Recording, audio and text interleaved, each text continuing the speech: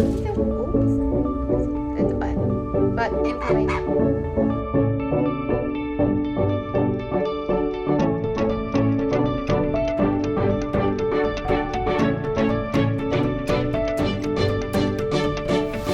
Today's video is going to be about adopt or shop. Peach was bought, shop, and Maego was adopted. Maego was 5 years old when we got him, and I wanted to just kind of go over the differences in adopting or shopping for a baby son conure, specifically because all breeds are going to be a little bit different, and some of them in my opinion may be a little bit easier to take on, especially the condition that you get them in. So let's get started. Peachy over here, except you can't see her head. Peachy over here, my little cuddle bug, was purchased from a pet store. The pet store was a specific pet store that breeds and sells all sorts of different types of baby birds. The owner himself was the breeder. He wasn't shipping them in from anywhere else, so basically the environment that the birds were being raised was a controlled environment, and we knew what the parents were being fed. None of them were on a seed diet. He handmade all their food, and we didn't really know as much then as we do now. The things that we've learned from buying Peach and hand raising her from a baby are as follows. First of all, we had a big impact on the way that Peach was raised. We handled her a certain way. We did or didn't teach her certain habits, and we got to control the food that she got from day one and the exposure that she had in our home. Even the vet, Dr. Zellner, noticed what an easier parrot she is to handle than Maego, for example, or any other bird. She said she stepped right up for her. She had a really good attitude, basically that she quite obviously was well trained and well handled. I said, well, she was my hand-raised baby, and she said, I think that's exactly why. There are a lot of habits that I have encouraged my followers to use in their Parrot Interaction, basically a little training protocol where you teach your target training with a chopstick, and when your bird touches the end of the stick, they get a reward. So a reward system is created, and you can use rewards in your interaction with your parrots to get them to do things that you want and create a more positive relationship. We've been able to do that with Peach since the day that we brought her home. I actually did hand feed her for 2 weeks maybe, just as she finished weaning. We were really impatient to bring her home, and the breeder said that he'd be more than happy to show me how to do it if that was something I wanted to take on. He was hand feeding a ton of babies at the time, so it wasn't like a big deal whether or not he kept her, but he said it would make it easier for him. So that being said, we got to have a big impact on Peach, her behavior, the things that she was used to as she grew up, whether or not we wanted to be able to pick her up from the back, which is something that she's never really cared for even after we got her, and that's the way she was raised. So some of those differences you might see in the way people's birds interact with them could just be the personality of the parrot. I can pick them both up. They both don't really care for it. That would be the difference with Maego. So Maego came to us as the adopted bird. He was 5 years old, and his owner had some obstacles that I would say she probably wasn't able to overcome with him, which might have been the reason for rehoming him. She did say that she wasn't able to commit the time to him, and I completely understand that. I think birds are a lot more difficult of an animal to have as a pet, right?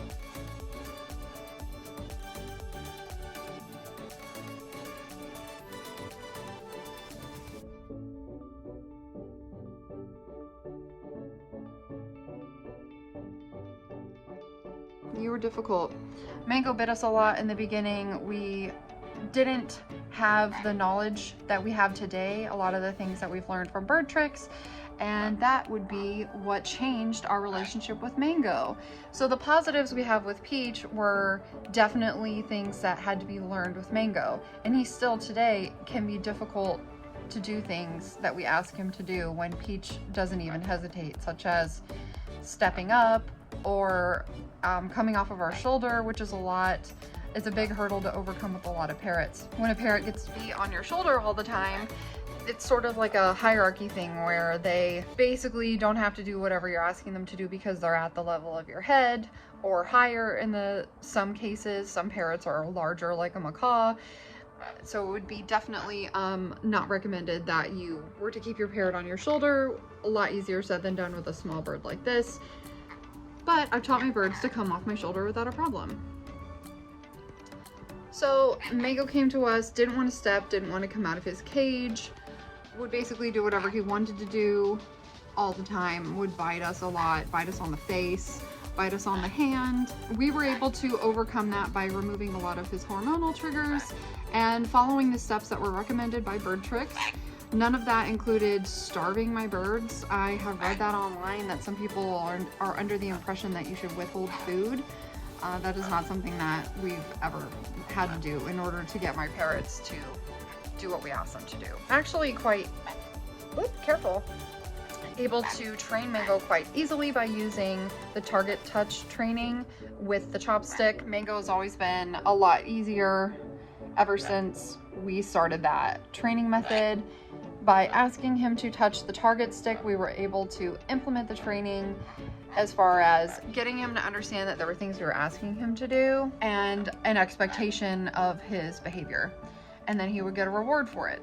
So a reward carries no significant assist if you don't have them on a good diet. Having your bird on a healthy diet, such as a healthy pellet by Tops or Birdtricks pellets or Harrison's, which I haven't personally looked at the Harrison's label. I know a lot of people are committed to them like Bible. I have nothing negative to say about any of those brands. I think they're all healthy options, but I also believe that your bird should be on a healthy vegetable, legume, and grain mix. So that's something that we've elected to implement into our birds' lives. So by basically changing Maego's environment and giving him a healthier diet, he has changed as a parrot in whole. And he basically almost acts exactly like Peach. So it's really hard to say whether or not buying a baby Peach or adopting an adult Maego was really extremely beneficial one way or another, because we use the same training methods on both of them and I get almost the exact same parrot. They just have different personalities, which differentiates the way that they act inside the house or act when they're with me for a long period of time. Otherwise, they look and act almost exactly the same.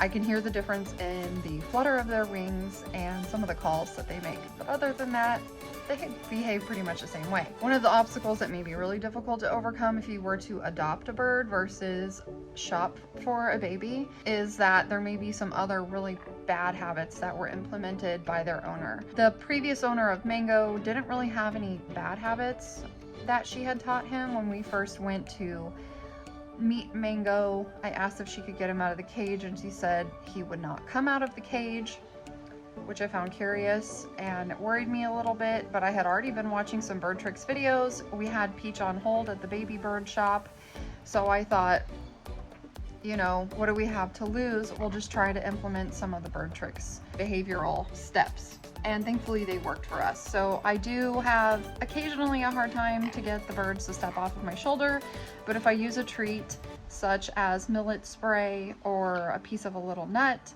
or pine nuts, they're very happy to step off of my shoulder onto my finger.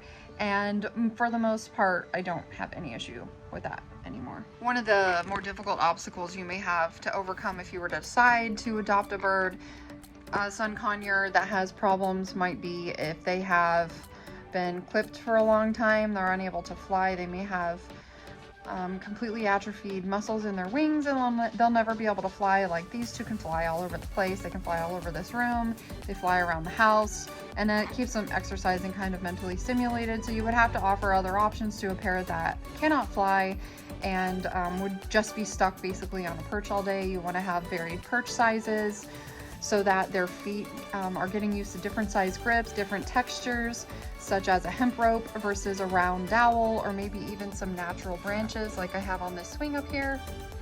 Maego's like, yeah.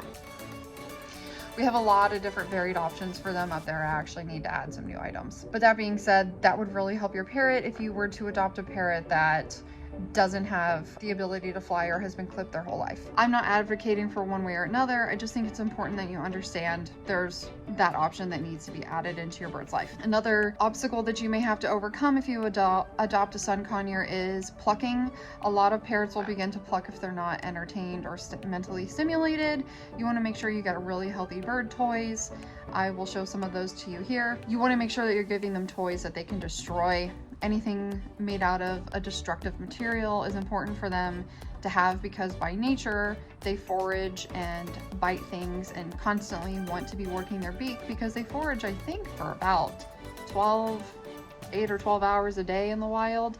So it's really important for them to have toys that they can destroy at all times. I know that might sound a little impossible on your wallet. If you head over to Planet Pleasures, I have a 15% off discount code BFFriends, and use that and they will be sending you your free shipping along with 15% off, as long as you're in the United States. I know for shipping is free regardless of the amount that you spend, I believe. And they have some really great inexpensive toys starting from $2 or $3, so definitely don't say that money is an issue when it comes to replenishing the toys that your birds are using constantly. Plucking can also be something that's scary because you don't really know why your bird is plucking. So if you do adopt a parrot, please be sure to take them to an avian vet that you've looked up and has good reviews and that you're comfortable with when you meet them, and they're not telling you anything like, make sure your bird has a lot of bird seed, because that's absolutely false. I don't think that your bird should have any seed. I do have a video on that, a seed diet versus chop, so I will link that down for you below. Make sure that you are comfortable with your avian vet and that you get your parrot at least looked over. If your bird does have a plucking issue, please be sure to go ahead and shell out the extra couple of dollars, and I'm talking probably $300 or so, to have a full blood panel, because your parrot very well could have some sort of bacterial infection or something going on in their body where they're not functioning properly. A lot of birds are unfortunately given like a colored pellet, which is not a healthy pellet. Those are mostly food coloring and sugar, so please don't use those. Do use one of the aforementioned pellets. I will link as many of those down below for you as I can, and that their environment in their cage is appropriate. You don't have any sort of nesting huts or nesting options, such as like one of those little happy huts or even a box, because all of that behavior is really hormonal and will cause your bird to be more aggressive towards you, most likely in the long run. We were able to avoid that with Peach because we bought her as a baby, and when we brought Maego home, we basically just completely transferred over what he understood as normal into our new normal, and he doesn't have any of his hormonal behaviors anymore. Occasionally. It's really hard to avoid year round because when the seasons change, they naturally instinctively want to start breeding, so they're so cute.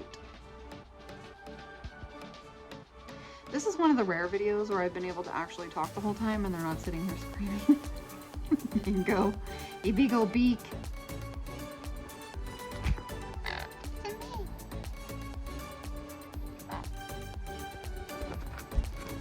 Another one of the downsides to adopting is going to be that you don't actually know whether or not you're being told the accurate age of the parrot that you're adopting and the environment that they've been kept in. They could be bringing home some sort of disease. If you have other parrots, I'd be really careful about that.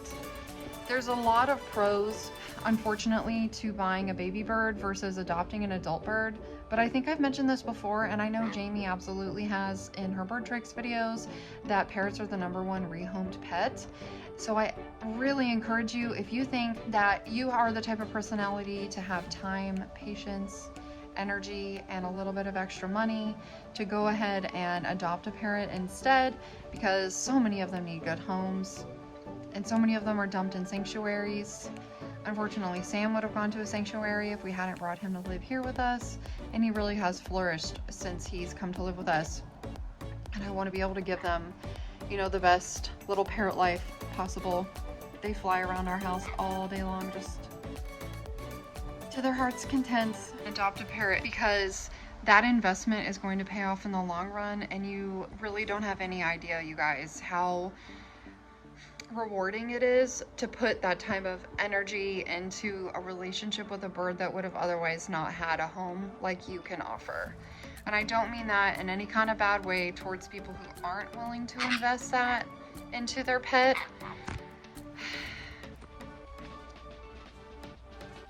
Parrots just aren't easy, and if you want one, I don't think that it's a good idea for you to go into this without doing your research first, which hopefully means you're watching this video and you're understanding a lot of the things that become obstacles when you're raising a bird or bringing a strange parrot into your house. One of the positives of buying a parrot versus buying a baby parrot versus adopting one would be that you get to raise them whatever way you want to, and you basically have complete control from day one, which also means you can start them on some pretty bad habits. So I highly recommend that you start doing some research on good diet, their environment, proper cage sizes, how much time they should be out of the cage, what they should be doing while they're out of the cage, what they should not be eating, like your McDonald's fast food and all the other crap that you like to bring home because it's easy. Don't let your bird eat off your plate, please, at least not often. I totally understand sometimes you want to share your food with your bird, and I think sometimes it's fine, but definitely in moderation. Peach is just passing out.